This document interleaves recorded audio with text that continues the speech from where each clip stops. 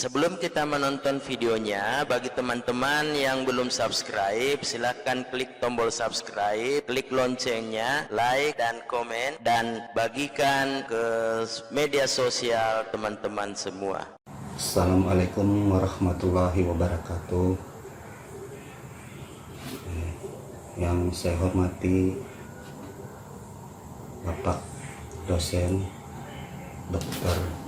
Dr. Insinyur Muhammad Idris MSI. Sebelum saya mulai memaparkan tugas yang diberikan, izinkan saya memperkenalkan diri. Nama Muhammad Trisjan Abdul Rashid,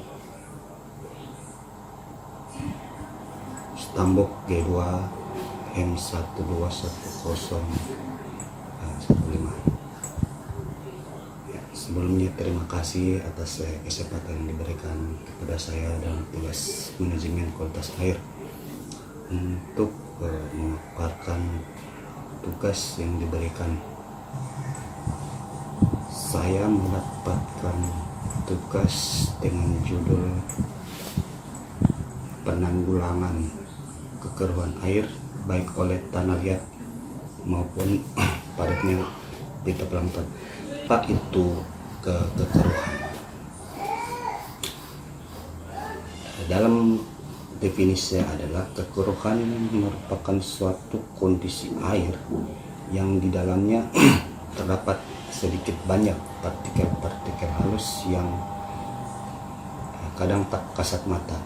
Nah, istilah kekeruhan ini menunjukkan bahwa air mengandung bahan tersuspensi yang mengganggu penetrasi cahaya di dalam kolam ikan itu sendiri. Kekeruhan yang dihasilkan dari organisme plankton adalah sifat yang diinginkan. Nah, sedangkan yang disebabkan oleh partikel lempung atau tanah liat yang tersuspensi itu tidak diinginkan. Nah, bagaimana itu bisa terjadi?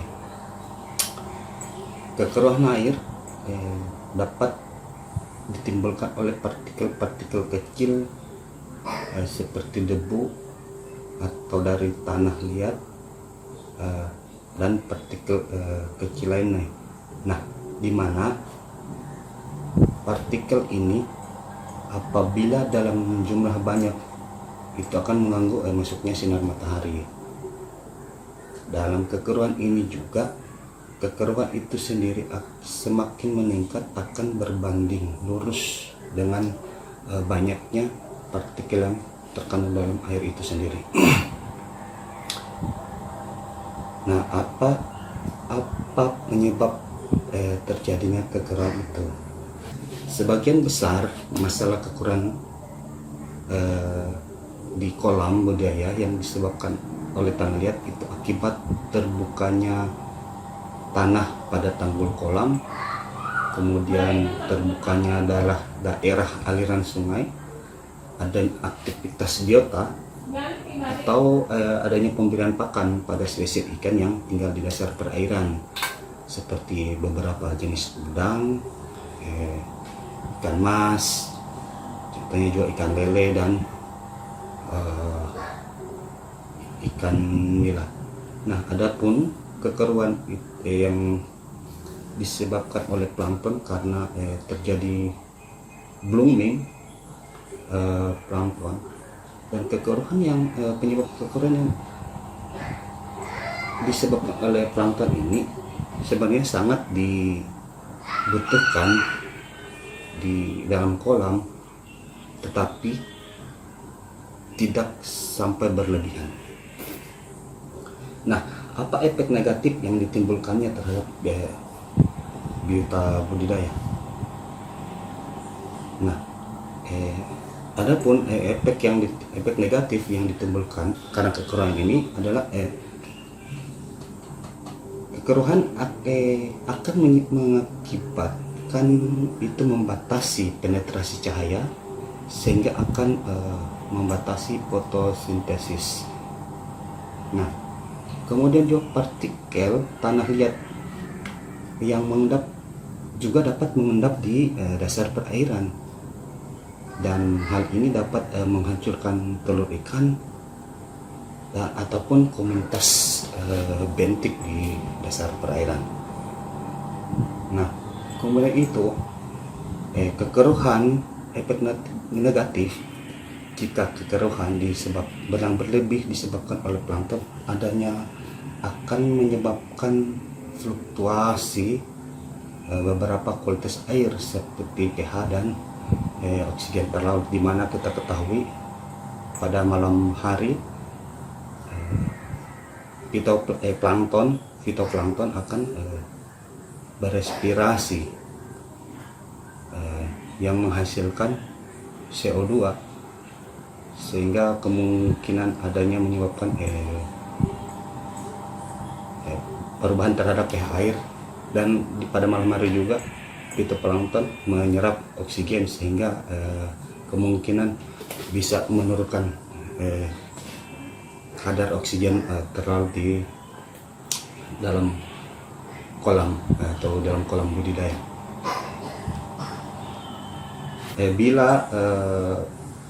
Bila kondisi kekeruhan itu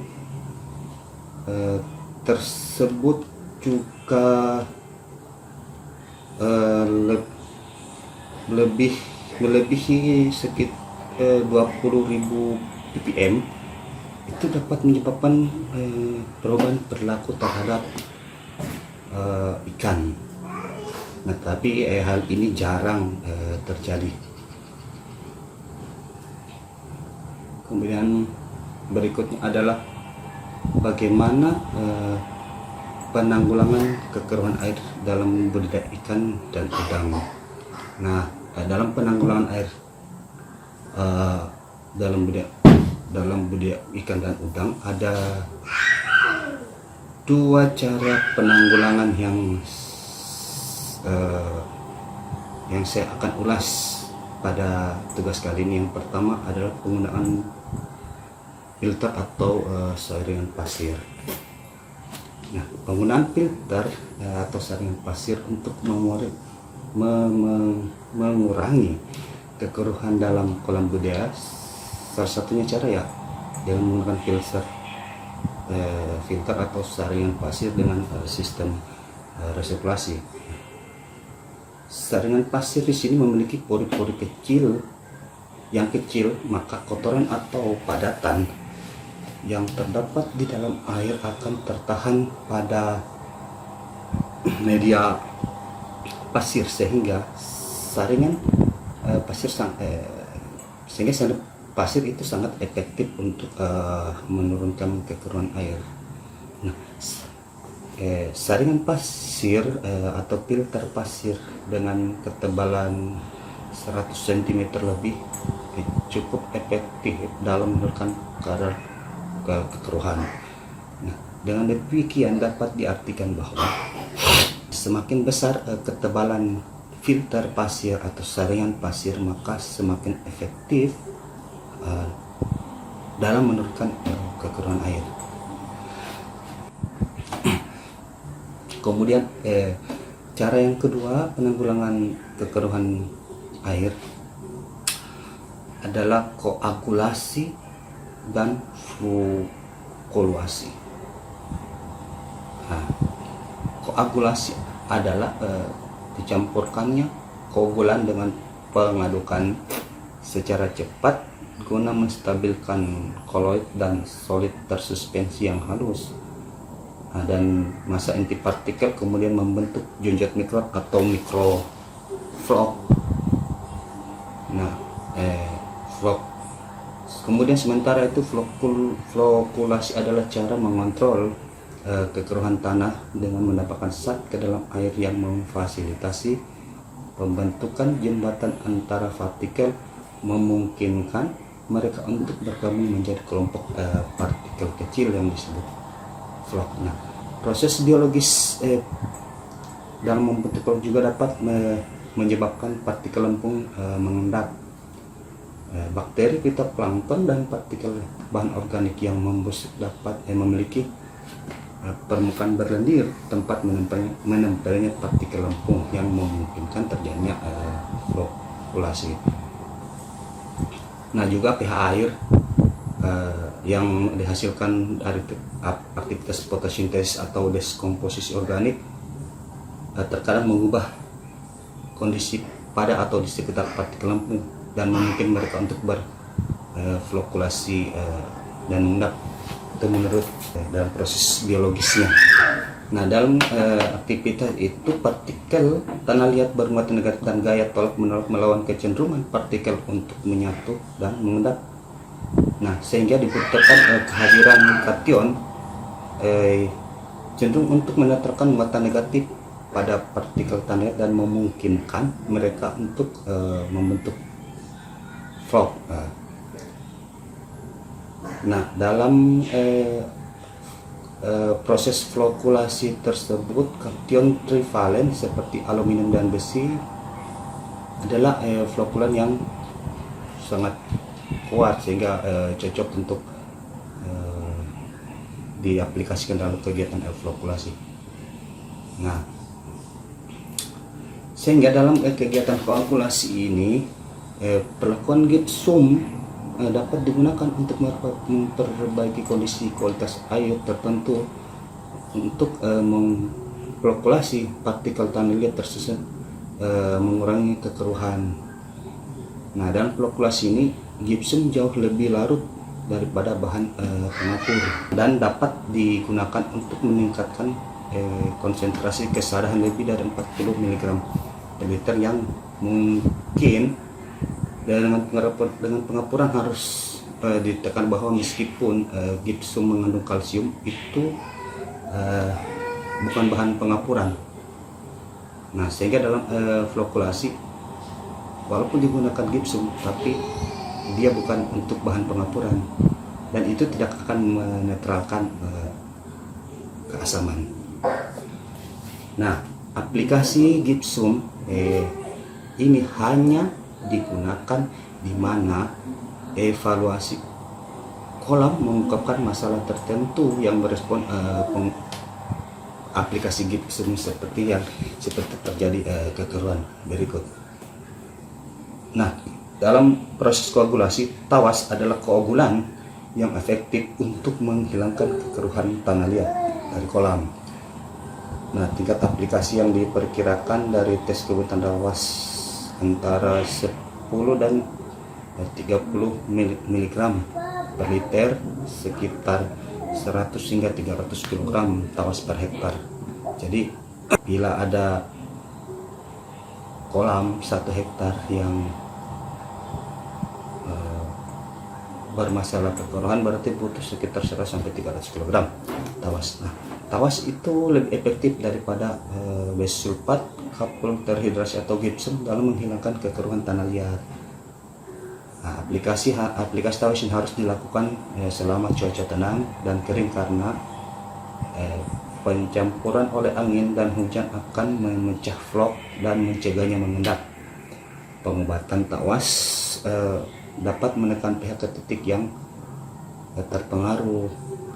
Nah, derajat penurunan pH dan alkalinitas dapat diperkirakan dengan pengukuran pada air dalam uji kebutuhan tawas. Nah, makanya dalam penggunaan tawas juga harus ekstra hati-hati untuk penanggulangan kekeruhan karena ini berpengaruh terhadap pH. Nah, tetapi untuk mencegah hal-hal yang tidak diinginkan seperti untuk perubahan alkalis dan pH, dapat menambahkan kapur terhidrasi atau batu kapur pertanian dalam mencegah depresi berat alkalinitas dan pH yang disebabkan oleh tawas tersebut. Kemudian riset pendukung. Nah, riset pendukung itu yang pertama adalah yang pernah dilakukan oleh Chu Qianwu dan Claudia Eboit pada tahun 1990, menerbitkan jurnal yang berjudul evaluation of calcium sulfate for use in aquaculture funds. Nah, penelitian ini bertujuan untuk menyelidiki potensi penggunaan serbuk kalsium sulfat CaSO4 2H2O yang kita juga kenal sebagai gypsum. Nah, menurut Boyd, gypsum dapat digunakan sebagai pengolahan kolam dalam aquaculture untuk yang pertama adalah flokulasi partikel lempung, 2 meningkatkan konsentrasi kalsium dan kesadaran total, 3 mengendapkan fosfat, kemudian keempat menurunkan pH. Nah, hasil penelitian ini menunjukkan bahwa penggunaan gypsum dapat digunakan untuk meningkatkan kondisi kualitas air tertentu. Ini dapat menurunkan pH di perairan dengan kesadaran rendah dan alkalinitas tinggi, dan konsentrasi fosfat, menghilangkan fosfat, meningkatkan kesadaran total dan konsentrasi kalsium, dan memflokulasi partikel tanah liat tersuspensi untuk mengurangi kekeruhan. Jadi pada tahun 1990 Conbo dan Boyd telah melaksanakan riset, dan hasilnya bahwa gypsum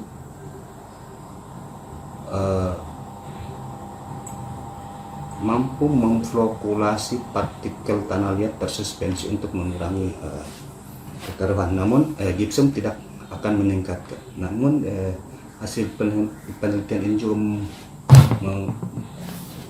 ini juga mengungkapkan bahwa gypsum tidak meningkatkan kualitas air kolam, yang tidak memiliki salah satu masalah di penelitian ini. Dan penelitian ini juga menyarankan bahwa gypsum tidak meningkatkan kualitas air di semua kolam. Kemudian yang kedua adalah riset yang dilakukan oleh Claudia Boyd pada tahun 1979 yang menerbitkan jurnal Aluminium Sulfate for Versifying Clay Turbidity from Fish Pond.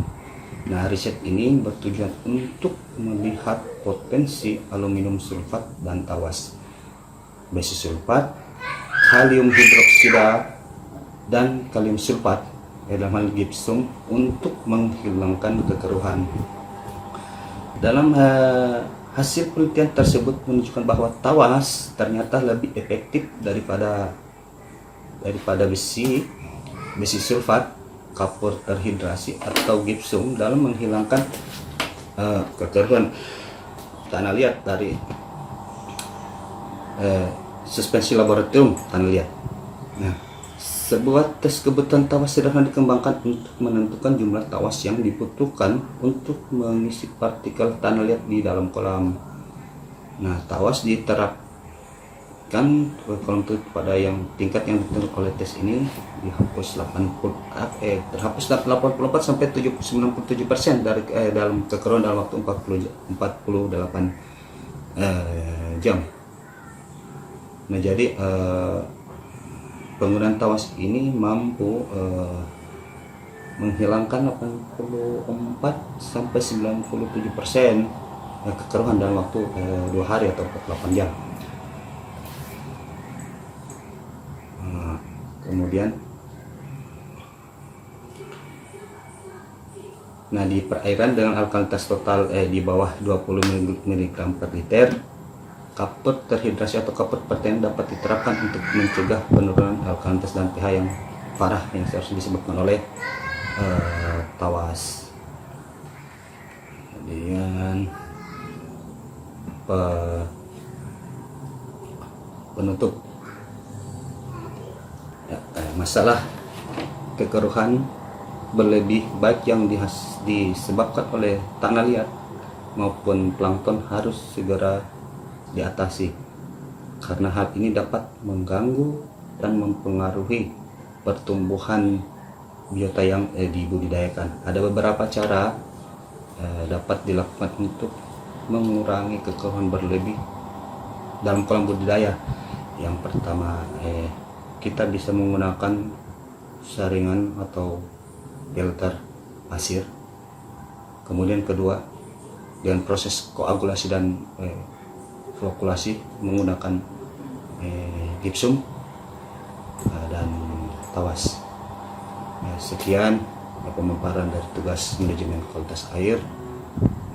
Terima kasih kepada teman-teman dan terima kasih kepada Bapak dosen Dr. Insinyur Muhammad Idris MSI. Terima kasih. Assalamualaikum warahmatullahi wabarakatuh.